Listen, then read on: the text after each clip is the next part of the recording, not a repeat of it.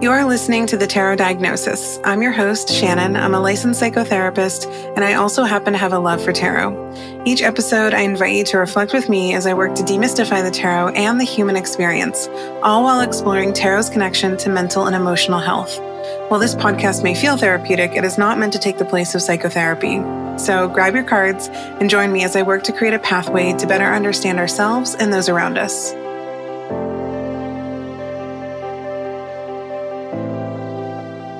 I am so excited to share an enlightening conversation I had with Dr. Thomas R. Brooks.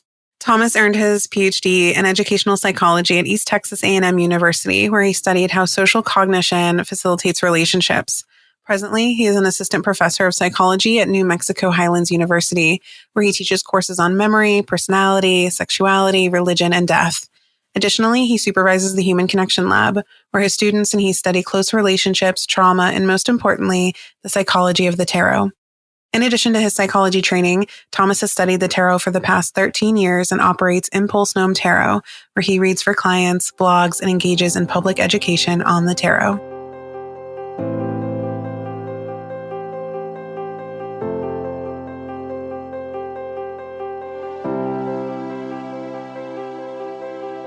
One of the most generative aspects of working with tarot is its ability to help us integrate conflicting emotions, thoughts, and the general concept of duality.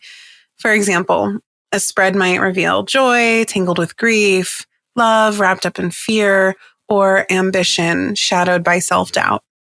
But rather than forcing us to choose one narrative, tarot invites us to hold all of them, often simultaneously.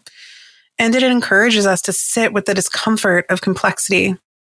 This is where meaning and cognitive process can start to show themselves in tarot. In fact, I often tell my clients who invite tarot into our clinical work that tarot acts as a bridge between what we consciously know and what's maybe just kind of simmering beneath the surface, just outside of our conscious awareness. For example, tarot can stimulate our pattern recognition and emotional memory and all of our senses in really exciting ways, which I think is why we sometimes feel so deeply seen by a single card pull or a reading. It's not necessarily magic in a divinatory sense. It's more of the magic of cognition and the way our brains work, because it's pulling together fragments of our inner narratives and the way our brains are wired and designed to function that help us to formulate an idea or thought or create meaning solely based on the image or our prior knowledge of a card. And this is why I'm so thrilled to be talking to Dr. Thomas Brooks today, because much of his academic focus and interest seems to sit at this same intersection. Hi, Thomas. Hello. So tell me, what has been your experience personally and professionally sitting at this intersection? I mean, especially from like a cognitive psychology perspective, like what is happening in our brains when we interpret tarot? What's your stance on all of this? Yeah. So I really got interested in this topic.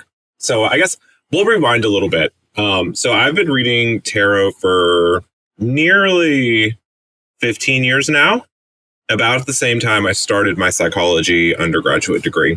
And it's kind of like a weird, it's a kind of the magical way that the tarot works in most things. So you mentioned like holding duality and, you know, being able to make a whole picture out of something that like really like grinds your gears versus like something that you love and you're passionate about. Mm-hmm. Because through my entire like academic training, I have been forced into cognitive spaces and learning about cognition and memory like against my will for like 10 years. There's no like every single time I feel like I've got to make a decision about, you know, do I want to study this topic or this topic or this topic? Like something in the universe was always like, no, you're doing memory.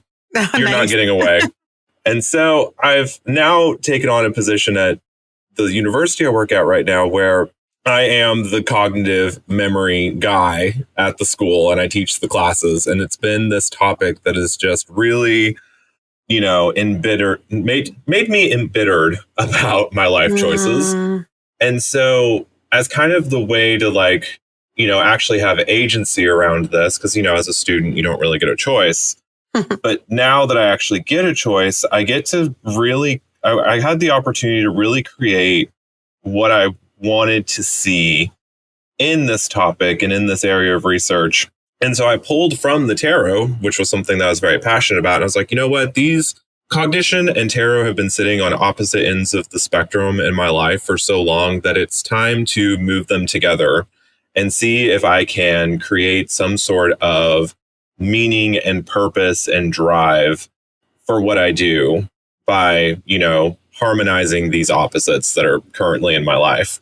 And so that's really what got me down this road, was this desire to find meaning. So like that same impulse that we get when we, approach the tarot, I used that impulse and approached cognitive science. And I was like, okay, like you have a tough lesson that I have refused to learn for the past 10 years.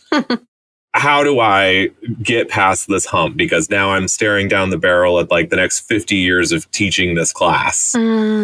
What do I do? Like, how do I deal with this? And so I used my tarot to kind of get an idea of like, what's the landscape that I'm working with? What are the tools I have available to me? And kind of through that synthesis, I was like, oh, the cognitive processes of tarot. The tarot is the perfect medium in which to explore this topic in a way that gives me both that top down, like theoretical satisfaction, but also like gives me a point to do what I'm doing, because I'm prior to this like revelatory, experience. It was kind of a, why did I take this job? What am I doing? I hate this. Like, I don't want to do this anymore. Like, get me out. Do I career change? And so it's really like, I think it's been getting to this point is kind of like, for me at least, the epitome of what tarot can do. And it's take the stuff that's super uncomfortable and seemingly unrelated and merging those together into something that then creates meaning and wholeness in your life. And so that's what I'm doing now. And that's kind of, I now can look back on, dragging my feet through this awful academic experience and go, you know what? This is actually, that was actually a trial. Like, and I passed, I think. You passed, and hopefully it was worth it. And I think it was worth it. Yeah. I mean, it is now. I was scared to death before, but yeah, it definitely is now. So that's kind of how I got into this. Is I approached cognition like it was the death card. And I had to really swallow the lesson and come out the other end with that metamorphic like experience of like reframing my entire perspective and approach. And so that's why I'm really passionate about it and really excited about it, because I am now on the other side. If we were having this conversation a year ago, I'd be like, But yeah, absolutely. I love the language that you're using right now. You specifically said, harmonizing opposites. And then you mentioned a top-down, satisfying a top-down approach. And I want to, for listeners who might not be familiar with this concept of like top-down versus bottom-up, I love that you said that, because I think it's an important concept to just touch on briefly with, especially in therapy and in clinical practice. This is something I think about often, because sometimes, folks do gravitate towards a top-down approach, which would be like kind of looking at like the bigger picture, where like bottom up is zooming in. So top down would be like kind of zoomed out. Bottom up would be like zooming in, figuring out kind of, what builds to this greater experience that we're having. And tarot very much does that. And then going back to this harmonizing opposites, I feel like that's maybe where we even start with our discussion, because I had mentioned this idea of duality, because one of tarot's most powerful cognitive functions is, I feel like, promoting cognitive flexibility. This kind of nudge or invitation to reframe or shift our perspectives, or really just consider alternative ways of viewing yourself in the world around you, which is really also what happens in therapy, which is why I have found the, tarot to complement the therapeutic experience so much, because, each card holds, endless meanings when we're reading, especially for ourselves, from maybe a self-discovery or therapeutic standpoint. And what's really cool is those meanings can change over time as we evolve, as we have experiences, as we gain wisdom.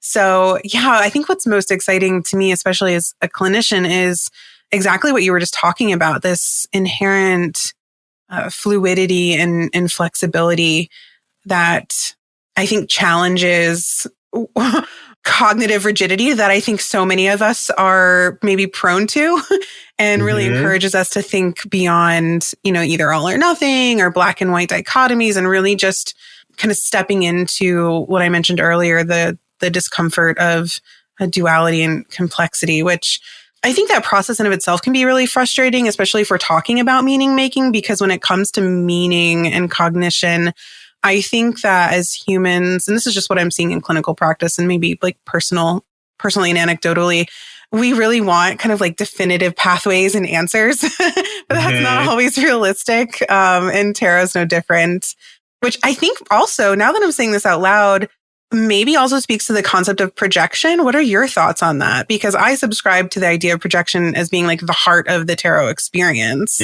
Yeah, I agree. I think that my take on the tarot is that it creates it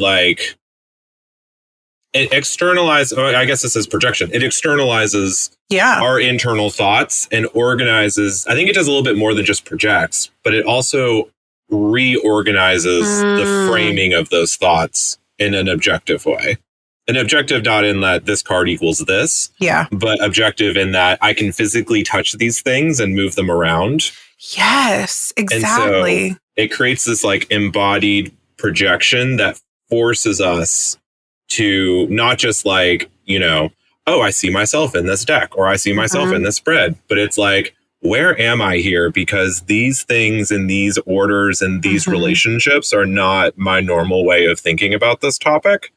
And so you have to like, crank your neck and like squint your eyes and like try really, really hard to grind your gears and reorganize how you think about an issue. Sure, yeah. And then the solution is always from within anyway. It's just you've reconnected areas of your life, or you've connected areas of your life that were not previously connected beforehand. And so, yes, I agree projection, but I think it does this extra step of like, we lose a little bit of agency with the tarot in our projections. And the tarot then forces us to evaluate how we see ourselves in the situation that we're reading. Yeah, I mean, I feel like you're speaking to, so it reminds me, there's a concept that we say in the therapy world that therapy is kind of like a microcosm. And I feel like tarot, the way you're talking about it very much now is too, because so we're projecting ourselves and our experiences onto the cards.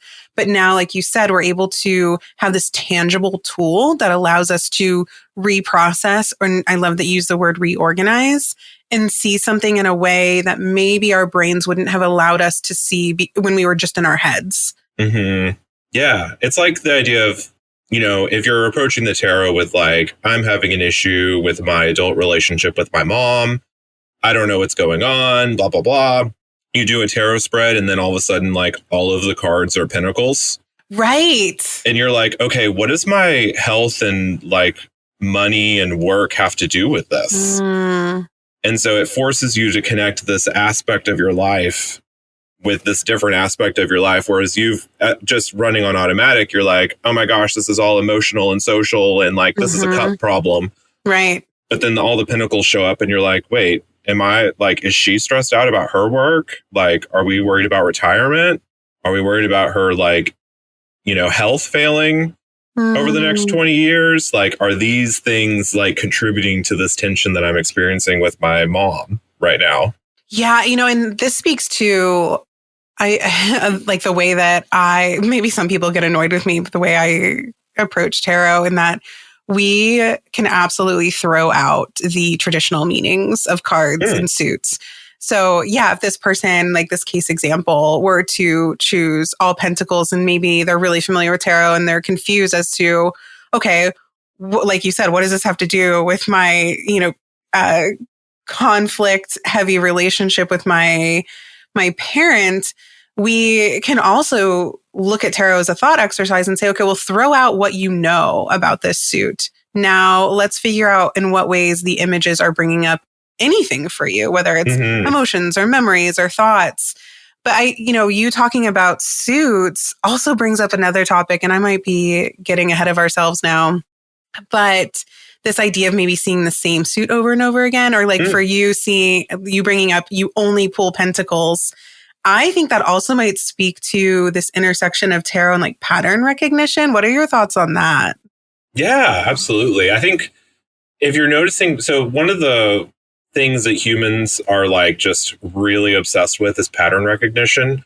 And this is something that like we all do. And it explains a lot of like weird human behaviors like conspiracy theories or even art, design, things like that. Like we love ourselves a good pattern.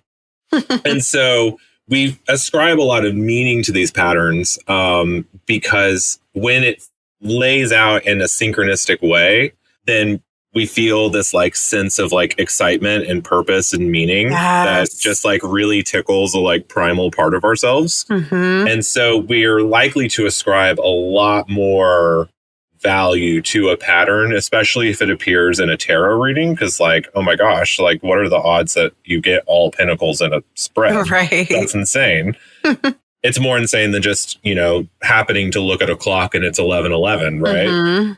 And so I think that really like cements a sense of like urgency and like reverence for that particular reading when we see the like really explicit patterns emerge. Yep. And so like if you're doing a reading for yourself or for somebody else and you get like a noticeable pattern, then that is going to create what is called a maybe not as intensely, but it will create basically a flashbulb memory, like a really emotional, like salient event in your life that will kind of be the foundation of a lot of your future memories and knowledge will then get built on top of that.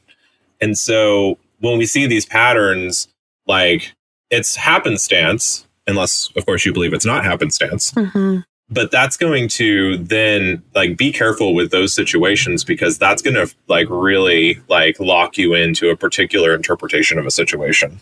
Absolutely. I think so. Part of what I'm hearing you say too is on one hand, pattern recognition is part of what gives tarot it's kind of this like magical quality, what we really like about it, what feels good and exciting.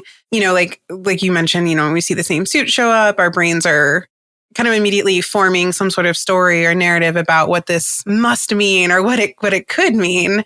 And that's when, if I'm working with someone in the therapy room, or even if I'm just like talking about tarot therapeutically, I'll encourage people to kind of pause then and say, okay, well, let's talk about why you're seeing this pattern. Is it reflective of your current situation? In what ways are you maybe projecting your own fears or insecurities or, wants and desires onto this pattern? And then this is where the maybe challenge component comes in. I'll ask, okay, well, what would it look like if you kind of weren't projecting this? Or what would it mean if you weren't subscribing or prescribing meaning to this? So that's where I think some of the flexibility can come in too. And it becomes more of a thought exercise. And I think that's where tarot can also really shine is when we challenge ourselves. Because then we're increasing awareness of both, top down and bottom up in that case. And really shows the reflective quality of this practice rather than a predictive one. But the pattern recognition, I think, is a really powerful component that we all should be aware of in our practice. Like what are we assigning to this? And is it because our brains are just wired to see patterns because we want to feel familiar and safe? Or can we like step outside of that for a second and maybe make ourselves uncomfortable and not prescribe meaning to this pattern? Yeah, absolutely. I think the patterns, that would be my only like caution with the tarot. And I think that you navigate this based on what you said, navigate this beautifully, is that we have a lot of biases and like heuristics that we use as like shortcuts to get us to those very simple, straightforward answers. Yes. And so pattern recognition is one of those things where it's also called like the clustering illusion, where we want to find like the straightforward stuff. Mm-hmm. And so that's where you get into people who are doing readings where like, oh, well, the number of masculine cards outnumbered the number of feminine cards in this reading. So my answer is yes. Right. So things like that will definitely limit the ability to stay flexible with the tarot, as well as like really like noticeable cards will also anchor you into a particular like interpretation and meaning that you derive from the reading. So I'm thinking like the Death card or the Devil card or the Three of Swords or the Five of Pentacles or, oh, what is it? The Ten of Swords as well. Yes. Like this really visceral, like startling image appears. And then that's the only thing that matters at that point. And so I think the tarot, like at its best, the tarot does do what we want it to do in that it creates this flexibility and holding opposites and like creating, you know, nuanced meaning. But there is like some cautionary things with it as well. Like absolutely, if the patterns are too noticeable, like there's a sense of reverence and like the cards know, or if death appears, like that's, you know, suddenly, you know, death is on the mind and it doesn't matter what the other cards say. And so there is that aspect of it, I think, that I tread lightly around. And you usually know when you do a reading, when the cards come out in a way that you're like, oh, a normie is going to get way too fixated on this reading today. And I don't know how far I'm going to be able to make with this one. Yeah, tread carefully. Yeah. choose your words wisely. You know, you brought up something interesting, and I don't know if you want to go down this path, but you brought up some specific archetypes and archetypes that I think evoke strong emotional reactions in folks. Like you specifically brought up, like, you know, the Devil card, the Ten of Swords, and, you know, those types of cards are absolutely these kind of like emotional accelerants. And, you know, they evoke this, you know, often strong and instant feeling, which I think speaks to both the power of the collective unconscious and also our personal unconscious or personal history. So one of the cards, I feel like I talk about this card a lot through this lens, is the Emperor. A lot of people have a very strong reaction to that card. And, you know, which, you know, totally common if you have a strong reaction to that card. But what's interesting, when we allow ourselves to be curious about why we're having a strong reaction to a card or a symbol or an archetype, then we realize that the reaction is not necessarily just about like the card and what it means, but it's also about how we've internalized the meaning of that card. So, for example, like with the Emperor, it's a card of, you know, typically the traditional meaning would be like authority.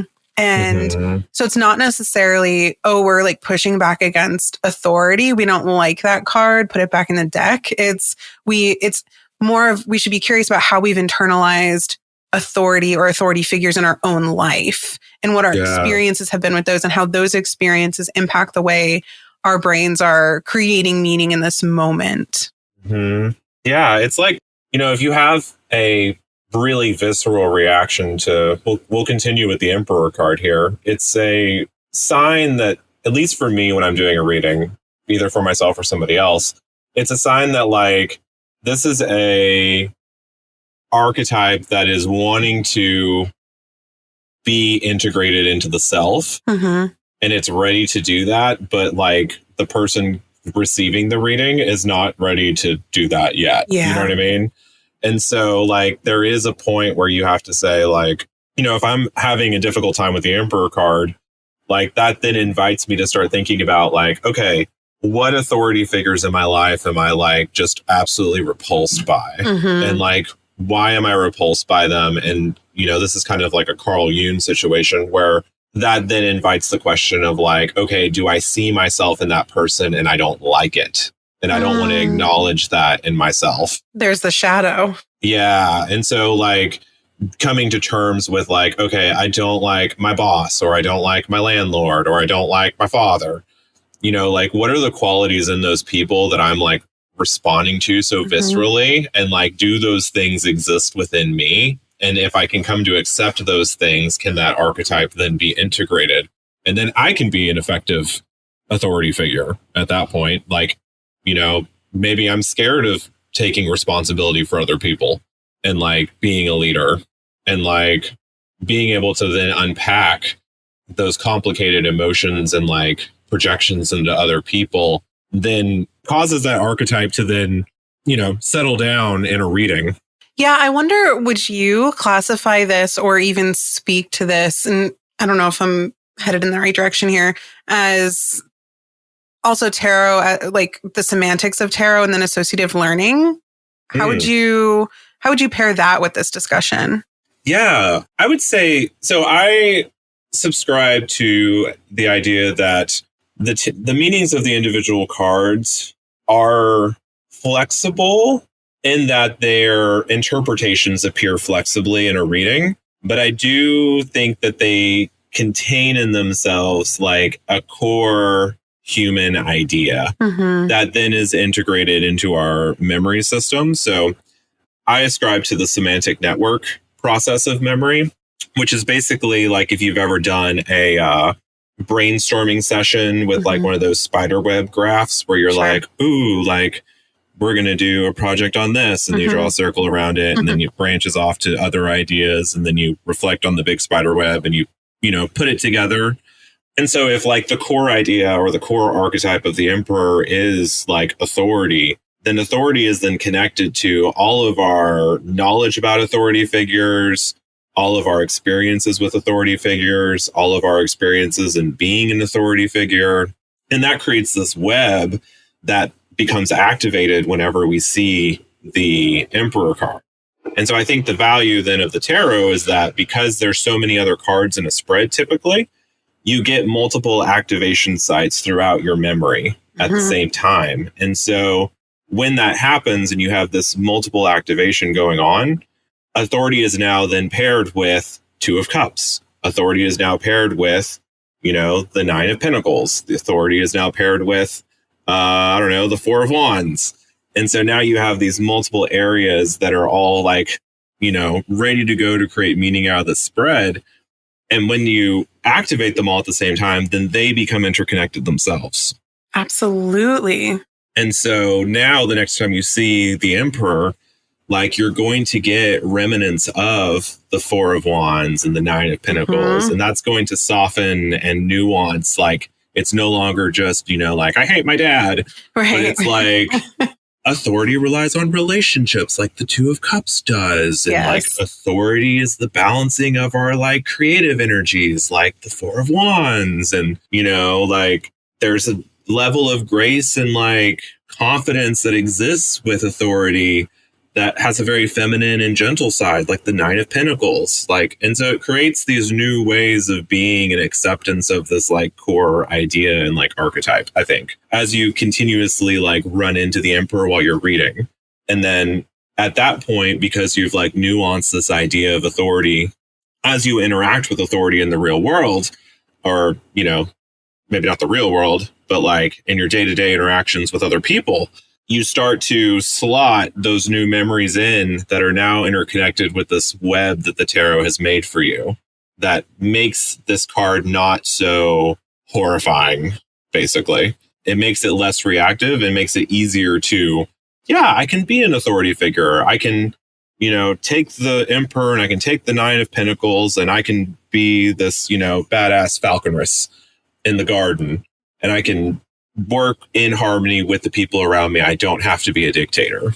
Authority doesn't have to be this. And I can create a new direction for myself and expectation for others through this process of forcing, this memory recall system through our semantic networks. And then through that recall, repairing, reconnecting, restoring, and then moving back and forth between memory and like conscious awareness, you're able to mold that opinion and that like reaction that you get from an original, like, visceral, stimulus. Yeah. I mean, the way, yes to everything you're saying. The way I'm like, I have like a million thoughts and I'm like, oh my God, don't forget this and don't forget that. And like touch on this. To the Google Doc. Right. I know. I'm like, but I don't want to be like typing and then like making noise. It's annoying. But I love everything that you're saying. And the visual that you painted for us feels so empowering. And it's making me think, I'm going to try to remember a few different things that I was thinking about while you were talking was, the super powerful visual of a web. We have our own web that we need to be aware of when we're reading for ourselves and others. And we need to remember that other people have their own web. But then to go even kind of more meta with that is not only do we have a web for tarot as a whole, but we also have a web for each individual card. Mm-hmm. And so there's a lot happening there. And it's funny because people will get kind of like upset and annoyed if I am doing like, if I post like a reading on social media or an interpretation of a card that doesn't feel aligned with them. And in my head, I'm immediately thinking, well, yeah, because my experience with this card is based on like the web that you just talked about, my personal experience, my personal web. And I feel like in that way, my hope for people who are engaging with the tarot is that they're able to kind of like understand and grasp that and hold space for everybody's individual, unique cognitive experience with tarot, which I feel like everything that you were saying kind of naturally leads to this idea of metacognition, which I would like to touch on because tarot then is not just about pulling cards and having an experience with the card, but it's also about pulling cards. And this is why I say tarot's a thought exercise, because it encourages us to think about our thinking. Yeah, absolutely. I'm going to backtrack real quick because you mentioned the controversy you get when you post on social media. The shorthand of that is that, all the Fool card in our mind is different for everyone. Like your Fool could be Frodo Baggins. It could be Harry Potter. It could be Luke Skywalker. It could be Katniss Everdeen. They're all still the Fool. Right. But they express themselves in a unique way given the situation. Absolutely. So metacognition. I think that is why usually, I think this is really spot on for people who teach other people how to read the tarot when they say, do the daily card draw and the journaling with the cards. Because this is the process of scaffolding and personalization. Yes. Which is something that teachers do all the time in classrooms to get students to learn. And it's where you, connect the new idea to your own personal experience. And so, Emperor card shows up. Well, we've hung out with the Emperor long enough. We'll stick with the Fool. Fool card shows up and you're like, oh my gosh, I am such a Star Wars fan, I guess. I don't know. You connect the Fool to Luke Skywalker and how you feel and identify with Luke Skywalker. And that frames your relationship with the Fool. And that helps you remember, when that card shows back up, you're like, that's Skywalker. I know what this card is doing. And through that process where you start with the personal, you then can scaffold into the intellectual or the theoretical. And so as you watch new Star Wars films or as you, read more science fiction media or you engage in more art or you look at really chaotic individuals in your life, you're able to then build onto this core archetype. And so the Fool becomes way more nuanced than just you could do whatever you want. The sky's the limit. Right. It becomes now I really need to challenge my beliefs that one, I know what I'm doing with my life. And two, that there are other ways of living life and that the rules that are constraining me in my life, a lot of those are self-imposed and they don't have to be that way. And my life could look radically different tomorrow or in a year or something like that.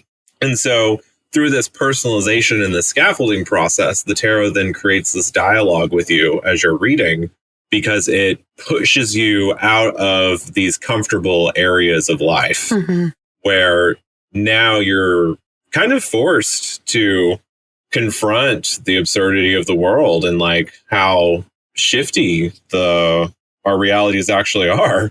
And that's kind of, it's funny. I get a lot of questions from people that I do readings for, and they're like, oh, do you read for yourself? Do you read for yourself all the time? And I'm like, absolutely not. Absolutely not. I don't need to stare into the void every day when I wake up. I almost exclusively read for myself. I still read for others, but and maybe it's just because that's how my brain works. And I encourage people to read for themselves, to get outside of that rigidity. But I'm wondering for you, what makes the void, or what makes you call it the void, and what is it that seems daunting about reading for yourself? So this is a perspective that I have developed over 15 years. At the start, I think probably the first half of my dealings with tarot, I would say, I was reading for myself every day, every week, regularly, checking in with the cards, making decisions, checking the cards, making decisions. Something happens, check the cards. Okay. I did that quite a bit, both as a learning exercise on like, I need to improve my reading skills, but also as kind of a like, I now have a tool that I can externalize my thoughts that I'm having and put them into the real world around me. Now I'm faced with 2-3 challenges in continuing that practice. The first one is I'm very aware of the projection tricks that I can play on myself. And so like, I'm not always convinced that what I'm reading is what I need to be reading, or if it's just me making myself feel better. Right. And then when I get over that hump, this is why like it's really tough for like people who have like advanced psychology degrees to get counselors. Oh yeah, by the way. That's why I use tarot, actually. Yeah. I mean, I still have a therapist, but like at the same time, I'm like, yeah, you get into those rooms and you either nerd out or you play mind games with each other. It's like, I know what you're doing here, and it's kind of frustrating. Yeah, so like part of me is like, I'm a little too aware at this point. Yes. But then like I get into a situation where I'm like, oh yeah, this is prime tarot reading material. And then I look at the cards and I go, and the cards look back at me and they say, hey, you're procrastinating this thing. Yeah. You need to do it. And I'm like, I know. Why did you tell me? And so they give me a finger wagon sometimes on things that I'm like, you know what? I don't want to do this thing, and I'm okay not doing this thing. And then I read my tarot, and the tarot is like, go do the thing. And I'm like, I already decided I wasn't. I think that's what my hope is for folks who are reading for themselves, is to get to this point where, like tarot is inherently like it's a mirror. You're, seeing yourself reflected back to you in ways, but the goal is to also increase this flexibility to where you can also challenge what you're seeing, not in the sense of, oh, I just want to be told what I want to hear, but also challenge yourself to think, okay, well, what am I not wanting to hear? And what might these cards be saying? And getting comfortable with that, and being comfortable almost like looking to the cards sometimes in that way. So yeah. And then I'd say the last thing, gets us back to the void, is I've read Jean-Paul Sartre. Like, I know that I'm living in bad faith a lot of the times. And I know that I can quit my job at any point. I can break my lease. I can run away into the woods. Right. I can go move to Antarctica. And the cards remind me of that all the time. It's like, hey, like, you're living your little online teaching life, reading your tarot, living in Denton. Like, that's great. But like, that's not, an inherent part of who you are or what it is to be human. And your life could totally be different if you wanted it to, or if you didn't want it to. And so sometimes, like, if I'm not having a crisis, or if I'm not working through something that's like, detrimental to my functioning in my life, it is kind of nice to live in bad faith. And so I'll avoid the cards for that reason. Because I'll go, you know what? It's a smooth week. I don't need to be reminded that I could move to France if I wanted to. Oh, and this speaks to really knowing yourself and not having to rely on this external tool, which is, I think, something I'm always mindful of, or hoping that I'm reminding people of, because it, I think, is so easy for folks to turn this into a tool that is almost like a crutch. Yeah. And that's not healthy. And so there's this constant balance between, okay, how can I use this as a tool, but not as my main mode of existing or main mode of experiencing my thoughts, or my main mode of exploring cognitive processes, but more as a supplement. Yeah, I think there's definitely a bell curve here where, like, if you're on the far left side of the bell curve in terms of like being able to make decisions and process your life and like reflect on what's going on around you. And you need that like leg up to help you like scaffold back into being functional and happy and fulfilled. Mm-hmm. Like, do your daily reading. Like, Right. That's super helpful and super constructive. And I do not look down on that at all. But as the tarot teaches you how to do those things, you rely on the tarot less and less to do them for you. Right. Which And is, then yeah. you hit the top of the bell curve, which I think I'm probably at right now in my journey, where I'm not doing a lot of tarot readings. But as I continue to develop, like, I feel like I'm going to go back down, and I may go back to reading tarot every day, but for a totally different reason than just, my own ability to process the world. Like, I can probably start working towards self-actualization at some point in the future. Which is a lifelong process. Which is a lifelong process. But like, I think, if we're going to go Maslow with it, like if you check off your little hierarchy, like at some point, you might go back to tarot to read every single day. I'm not there yet, but I'm definitely not at reading every day for every issue that I face in life. Absolutely not. I would not recommend that. And I think too, another component and way of reading the cards that I find helpful or subscribe to, it's kind of like when, in fact, it's so funny. I feel like I've been having this conversation a lot over the last couple of weeks, like clients that I'm working with who are older, who haven't gone on to like higher education and are kind of at this point where they're like, thinking about that. So we've been talking about like what it would mean for them to go to college and what experience they're hoping to have. And the conversation is always, it's not so much, and I'm talking specifically about like undergrad, for example, not so much grad degrees where you're hyper focusing on a very specific specialization. And we've been having this discussion about how when you get an undergraduate degree, you don't necessarily become an expert in whatever your degree is in. Going to college and getting an undergraduate degree helps you think differently. It changes the way you see the world around you. It changes the way you interpret and analyze and hold space for different material. It allows you to think critically. It allows you to be curious. And if you give yourself the opportunity, tarot can do the same thing. So it's not about reading the cards and like hoping the cards will give you an answer or tell you about yourself. It's also reading the cards in the sense of, well, this is hopefully modifying and changing the way I think so that I can become a more curious and critically thinking person. Also, as an aside, you absolutely do not need to get an undergraduate degree to think critically or have your brain see the world differently. This is just a conversation I've been having with some clients lately, and that's kind of where the discussion led, and it made me think about this kind of greater discussion that you and I are having right now. Yeah, the lesson in the tarot is a lesson in how to think, not what to think. Yes, exactly. That is a very succinct way to say how I feel about the cards. Yeah. I might steal that. Thank you. Absolutely. Do it. Because I feel like that is a better way of me. Because I usually just say, yeah, tarot's a thought exercise. But then I think for some people, they're like, well, what does that mean? It's a thought exercise.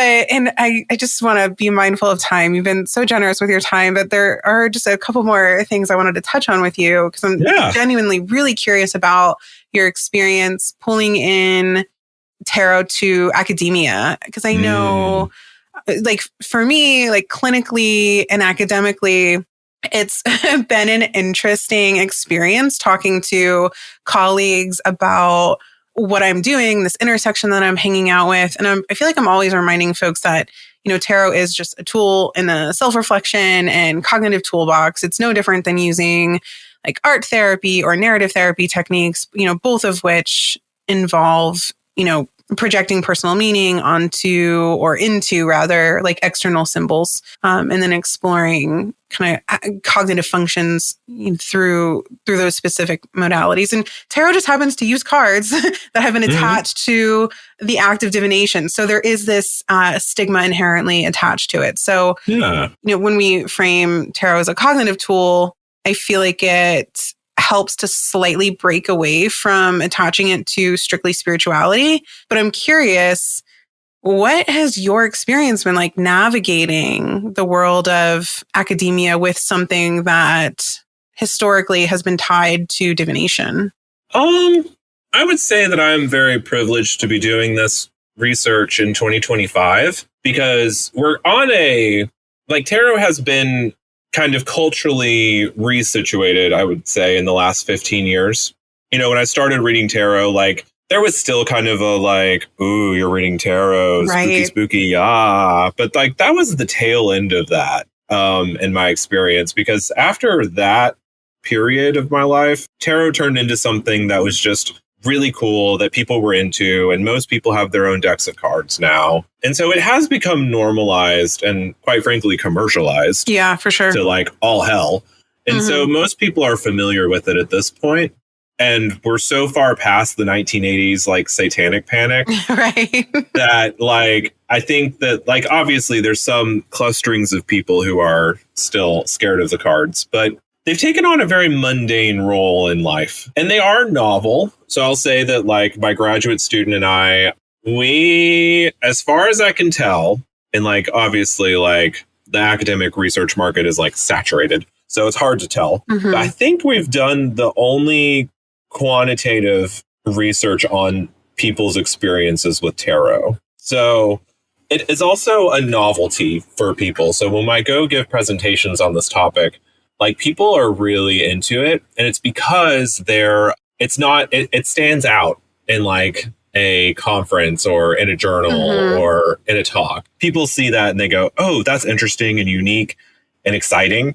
I want to know all about this thing. And so it garners a surprising amount of goodwill and attention to do it. I'm sure you're under different pressures and expectations being a clinician, because Sure. I am not a helping psychologist by any stretch of the imagination. Right.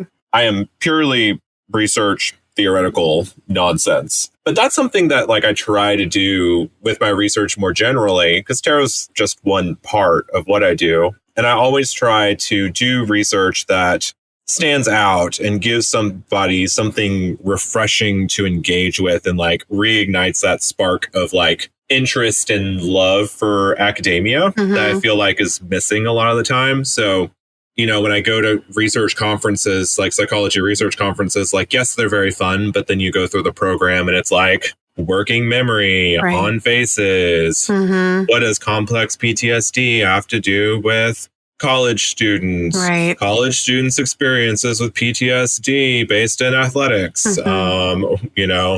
Not that those aren't important topics, but everybody's doing those topics. Right. Right. And so you go through this list of the same keywords over and over again, and then you hit tarot. Right. And then it really stands out because it's oh, here's something new. Yeah. So a lot of what I'm doing is pushing the imaginative and the novel in research.